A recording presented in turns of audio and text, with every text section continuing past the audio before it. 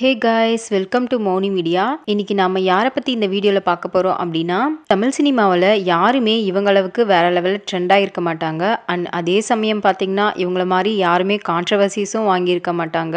அது மாதிரி எப்போவுமே சோஷியல் மீடியாவில் ஒரு பரபரப்பாக இருக்கக்கூடிய நம்ம விக்னேஷ் சிவன் அவர்களை பற்றி தான் இன்னைக்கு இந்த வீடியோவில் பார்க்க போகிறோம். இவரோட பர்சனல் லைஃப் அப்படின்னு பார்த்தோம்னா சென்னையில் மயிலாப்பூரில் தான் இவர் பிறந்து வளர்ந்துருக்காரு. அண்ட் இவர் டைரக்ட் பண்ணுறதுக்கு முன்னாடி பார்த்தீங்கன்னா 2007 வெளியான சிவி அப்படிங்கிற படத்தில் கிருஷ்ணான்ற கேரக்டரோட ஃப்ரெண்டா இவரை ஆக்ட் பண்ணியிருக்காரு. அண்ட் அதுக்கப்புறமா பாத்தீங்கன்னா 2009 ஒரு மூவியை டைரக்ட் பண்றாரு. இந்த மூவில வந்து பாத்தீங்கன்னா நம்ம சிலம்பரசன் அவர்கள் லீட் ரோல்ல பண்ணியிருக்காரு. அண்ட் வரலட்சுமி சரத்குமார் அவர்கள் பாத்தீங்கன்னா ஹீரோயினா ஆக்ட் பண்ணியிருக்காங்க. அண்ட் இதுதான் அவங்களோட ஃபர்ஸ்ட் மூவி.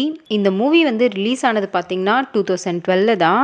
ஆனா இந்த மூவியை 2008லயே வந்து பாத்தீங்கன்னா டைரக்ட் பண்ண ஸ்டார்ட் பண்ணிட்டாங்க.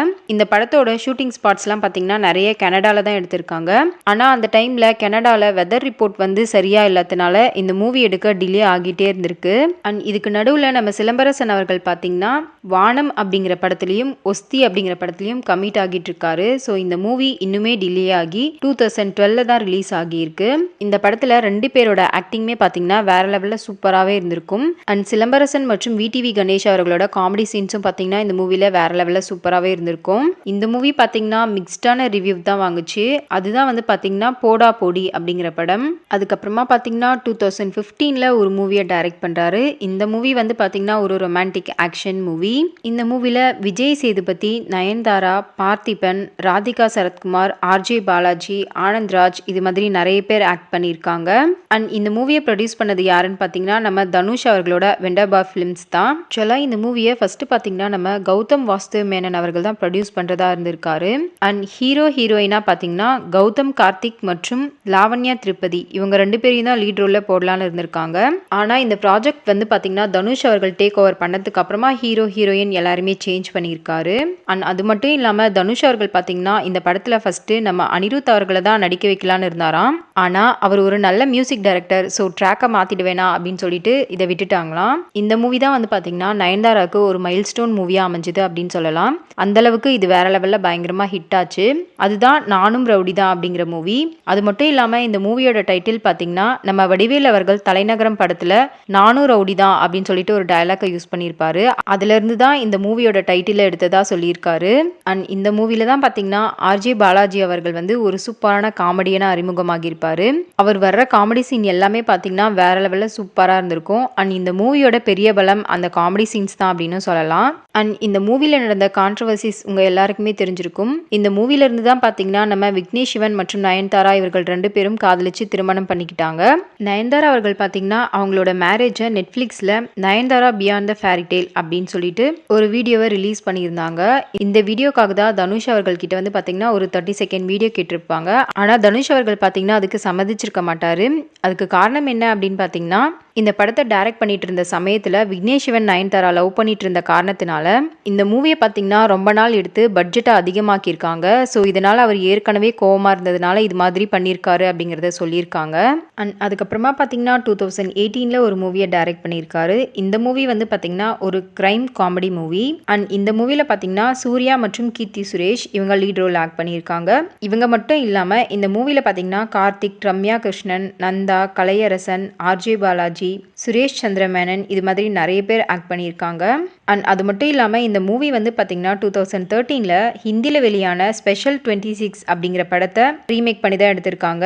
ஆக்சுவலாக இந்த மூவியை வந்து பார்த்தீங்கன்னா ஃபர்ஸ்ட் நம்ம தியாகராஜன் அவர்கள் தன்னோட பையனான பிரசாந்த் அவர்களை வச்சு டைரக்ட் பண்ணுறதா இருந்திருக்காரு. அண்ட் அதுக்கப்புறமா பார்த்தீங்கன்னா ஆர் மாதேஷ் அவர்கள் இந்த மூவியை டைரக்ட் பண்ண போகிறதா சொல்லியிருக்காங்க.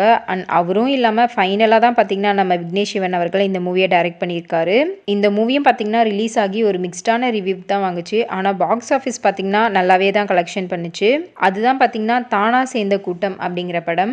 இந்த படத்தோட டைட்டில் வந்து பார்த்தீங்கன்னா நம்ம சூப்பர் ஸ்டார் ரஜினிகாந்த் அவர்கள் பாஷா மூவில ஒரு டயலாக் சொல்லியிருப்பாரு. உன்கிட்ட இருக்கவங்களா நீயா சேர்த்த கூட்டம், ஆனா என்கிட்ட இருக்கவங்களா தானா சேர்ந்த கூட்டம் அப்படின்னு சொல்லியிருப்பாரு. அதை இன்ஸ்பயர் பண்ணி தான் டைட்டில் வச்சதா விக்னேஷ் சிவன் அவர்கள் சொல்லியிருக்காரு. அண்ட் அதுக்கப்புறமா பார்த்தீங்கன்னா 2020 ஒரு அந்தாலஜி மூவி ரிலீஸ் ஆகியிருக்கு. இந்த மூவில வந்து பார்த்தீங்கன்னா இவர் லவ் பண்ண உற்றணும் அப்படிங்கிற ஒரு செக்மெண்ட்டை டைரக்ட் பண்ணியிருப்பாரு. இதில் வந்து பார்த்தீங்கன்னா அஞ்சலி, கல்கி, பதம் குமார் இவங்கெல்லாம் முக்கியமான ரோலில் ஆக்ட் பண்ணியிருப்பாங்க. இது வந்து பார்த்தீங்கன்னா ரொம்பவே மிக்ஸ்டான ரிவ்யூ வாங்குச்சு. இதில் வந்து பார்த்தீங்கன்னா நிறைய பேட் வேர்ட்ஸ்லாம் யூஸ் பண்ணியிருப்பாங்க. ஸோ இது வந்து பார்த்தீங்கன்னா நிறைய நெகட்டிவ் ரிவ்யூஸையும் வாங்குச்சு. இந்த மூவியில் அஞ்சலி அவர்களோட நடிப்பு வந்து பார்த்தீங்கன்னா ரொம்பவே நல்லா இருந்திருக்கும். அண்ட் நெக்ஸ்ட் பார்த்தீங்கன்னா 2022 ஒரு மூவியை டைரக்ட் பண்ணியிருக்காரு. இந்த மூவி வந்து பார்த்தீங்கன்னா ஒரு ரொமான்டிக் காமெடி மூவி. அண்ட் இந்த மூவியில் பார்த்தீங்கன்னா நம்ம விஜய் சேதுபதி அவர்கள், நயன்தாரா மற்றும் சமந்தா ரூத் பிரபு இவங்கெல்லாம் லீட் ரோல் ஆக்ட் பண்ணியிருக்காங்க. அண்ட் இந்த படம் பார்த்தீங்கன்னா விக்னேஷ் சிவன் அவர்களோட ரவுடி பிக்சர்ஸ் மூலமாக தான் ப்ரொடியூஸ் பண்ணியிருக்காங்க. இந்த மூவி வந்து பார்த்தீங்கன்னா ஆக்சுவலாக 2016 டைரக்ட் பண்ணி ரிலீஸ் பண்ணுறதா இருந்திருக்காங்க. ஆனால் நம்ம விஜய் சேதுபதி அவர்கள் பார்த்தீங்கன்னா 2017 கவன் அப்படிங்கிற மூவியில் இவர் கமிட் ஆனதுனால இந்த மூவியை டைரக்ட் பண்ண முடியாமல் போயிருக்கு. அண்ட் அதுக்கப்புறமா சிவகார்த்திகேயனை வச்சு ஒரு மூவியை டைரக்ட் பண்ணலான்னு சொல்லிட்டு முடிவு பண்ணியிருக்காங்க. ஆனால் அதுவுமே ஏதோ ஒரு ரீசன்னால தள்ளி போயிட்டுருக்கு. ஸோ அதுக்கப்புறமா தான் பார்த்தீங்கன்னா இந்த மூவியை இவங்க டைரக்ட் பண்ணி ரிலீஸ் பண்ணியிருக்காங்க. அதுதான் வந்து பார்த்தீங்கன்னா காத்து வாக்கில் 2 காதல் அப்படிங்கிற படம். இந்த படம் ரிலீஸ் ஆன டைமில் பார்த்தீங்கன்னா வேற லெவலில் பயங்கரமாகவே ஹிட் ஆச்சு அப்படின்னு சொல்லலாம். இந்த மூவி வந்து பார்த்தீங்கன்னா மிக்ஸ்டான ரிவ்யூ வாங்கியிருந்தாலும் பாக்ஸ் ஆஃபீஸில் நல்லாவே கலெக்ஷன் பண்ணியிருக்கு. அண்ட் ஃபைனலாக பார்த்தீங்கன்னா 2025 ஒரு மூவியை டைரக்ட் பண்ணி ரிலீஸ் பண்ணுறதா இருக்காங்க. இந்த படம் வந்து பார்த்தீங்கன்னா ஒரு science fiction romantic comedy movie. இந்த மூவி வந்து பார்த்தீங்கன்னா நயன்தாரா மற்றும் விக்னேஷ் சிவன் அவர்களோட ரவுடி பிக்சர்ஸ் தான் ப்ரொடியூஸ் பண்ணுறாங்க. அண்ட் இந்த மூவியில் வந்து பார்த்தீங்கன்னா பிரதீப் ரங்கநாதன், எஸ்ஜே சூர்யா, கிருதி ஷெட்டி, யோகி பாபு, மிஸ்கின், சீமான், ஆனந்தராஜ் இது மாதிரி நிறைய பேர் முக்கியமான ரோலில் ஆக்ட் பண்ணியிருக்காங்க. ஆக்சுவலாக இந்த மூவி வந்து பார்த்தீங்கன்னா 2019 நம்ம சிவகார்த்திகேயன் அவர்களை தான் வச்சு எடுக்கிறதா இருந்திருக்காங்க. அதுக்கு SK17 அப்படின்னு சொல்லிட்டு டென்டேட்டிவாக டைட்டிலும் வச்சுட்டாங்க. அண்ட் ஹீரோயினாக பார்த்தீங்கன்னா ரஷ்மிகா மந்தனா அவர்கள் ஆக்ட் பண்ணுறதா சொல்லியிருந்தாங்க. ஆனால் அவங்க வேற மூவியில் கமிட் ஆகியிருந்ததுனால கியாரா அத்வானி அப்படிங்கிற ஒரு ஆக்ட்ரஸை இந்த மூவியில் லீட் ரோலில் பண்ண வைக்கிறதா இருந்தாங்க. அண்ட் இந்த மூவியை போனி கபூர் அவர்கள் ப்ரொடியூஸ் பண்ணுறதா இருந்திருக்காரு. ஸோ இவங்க எல்லாருமே அப்படியே ஆப்போசிட்டாக சேஞ்ச் ஆகி இந்த மூவி ஃபுல்லாகவுமே வந்து பார்த்தீங்கன்னா வேற வேற ஆக்ட்ரஸ் அண்ட் ப்ரொடியூசர்ஸ் எல்லாமே மாறி இருக்காங்க. இந்த மூவி வந்து பார்த்தீங்கன்னா எப்போ ரிலீஸ் பண்ண போகிறாங்க அப்படிங்கிறத அஃபிஷியலாக அனௌன்ஸ் பண்ணலை. ஆனால் 2025 ரிலீஸ் பண்ண போகிறதா சொல்லியிருக்காங்க. அதுதான் வந்து பார்த்தீங்கன்னா லவ் இன்சூரன்ஸ் கம்பெனி அப்படிங்கிற மூவி. அண்ட் நம்ம விக்னேஷ் சிவன் அவர்கள் பார்த்தீங்கன்னா டைரக்டர் மட்டும் இல்லை, ஒரு ப்ரொடியூசரும் கூட. இவர் வந்து என்னென்ன படங்களை ப்ரொடியூஸ் பண்ணியிருக்காரு அப்படின்னு பார்த்தீங்கன்னா 2021 வெளியான நெற்றிக்கண் அப்படிங்கிற படம், அண்ட் அதே வருஷத்தில் பார்த்தீங்கன்னா கூழாங்கல் அப்படிங்கிற படம், ராக்கி அப்படிங்கிற படம், அண்ட் 2022 காத்து வாக்கில் 2 காதல் அப்படிங்கிற படமும், கனெக்ட் அப்படிங்கிற படமும் ப்ரொடியூஸ் பண்ணியிருக்காரு. நம்ம விக்னேஷ் சிவன் அவர்கள் வந்து பார்த்தீங்கன்னா ஒரு டைரக்டர் அப்படின்னு சொல்கிறத விட இவர் ஒரு சூப்பரான லிரிசிஸ்ட் அப்படின்னு சொல்லலாம். 2012 போடா போடி மூவியில் மாட்டிக்கிட்டேனே அப்படிங்கிற ஒரு பாடல் எழுதியிருக்காரு.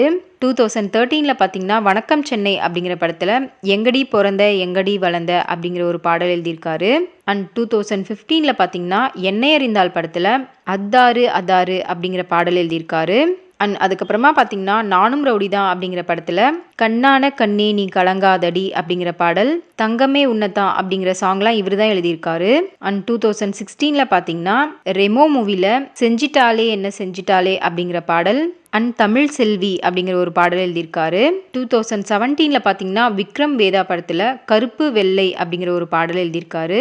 அண்ட் 2019 பார்த்தீங்கன்னா எல்கேஜி மூவியில் திமிரு காட்டாதடி அப்படிங்கிற பாடலையும், என்ஜிகே படத்தில் வந்து பார்த்தீங்கன்னா திமிரனுண்டா அப்படிங்கிற சாங் எழுதியிருக்காரு. அண்ட் 2020 கண்ணும் கண்ணும் கொள்ளையெடுத்தால் படத்தில் என்னை விட்டு எங்கும் போகாதே அப்படிங்கிற சாங்கை எழுதியிருக்காரு. அண்ட் 2021 பார்த்தீங்கன்னா மாஸ்டர் படத்தில் வந்த அந்த கண்ணை பார்த்தாக்கா அப்படிங்கிற சாங்கை எழுதியிருக்காரு. அண்ட் அதுக்கப்புறமா 2022 பார்த்தீங்கன்னா வலிமை படத்தில் நாங்கள் வேற மாதிரி அப்படிங்கிற பாடல் எழுதியிருக்காரு. அண்ட் காத்து வாக்கில் 2 காதல் படத்தில் 2 சாங்கும் நான் பிழை நீ மழலை அப்படிங்கிற பாடலையும் எழுதியிருக்காரு. அண்ட் இந்த பாடல் வந்து பார்த்தீங்கன்னா நயன்தாராவுக்காக இவர் ஸ்பெஷலாக எழுதின சாங் அப்படிங்கிறத இவர் மென்ஷன் பண்ணியிருப்பாரு. அண்ட் 2023 பார்த்தீங்கன்னா வேற லெவலில் சூப்பராக ஹிட்டான ஜெயிலர் மூவியில் வந்த ரத்தமாரே அப்படிங்கிற சாங்கை இவர் தான் எழுதியிருக்காரு. அண்ட் 2024 பார்த்தீங்கன்னா லவ் இன்சூரன்ஸ் கம்பெனி அப்படிங்கிற மூவியில் இப்போ வேற லெவலில் ட்ரெண்ட் ஆகிட்டு இருக்க தீமா தீமா அப்படிங்கிற சாங்கை இவர் தான் எழுதியிருக்காரு. அண்ட் லாஸ்ட்டாக நேசிப்பாயா அப்படிங்கிற படத்தில் நேசிப்பாயா நீ என்னை அப்படிங்கிற ஒரு சாங்கை இவர் தான் எழுதியிருக்காரு.